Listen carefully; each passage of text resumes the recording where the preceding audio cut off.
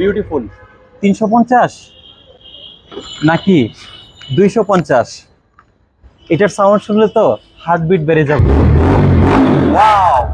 তো যেটাই নেন না কেন আসতে হবে কিন্তু প্রিন্স ওয়ার্ল্ডসে। এখানে দেখতে পাচ্ছেন বাংলাদেশের মধ্যে সবচেয়ে মোটা চাকা রাস্তা কাঁপানো বাইক, আর এখানে কিন্তু দেখতে পাচ্ছেন সবচেয়ে পাওয়ারফুল, বর্তমানে হচ্ছে স্পোর্টস সেগমেন্টের মধ্যে সবচেয়ে সেরা এই বাইকটি।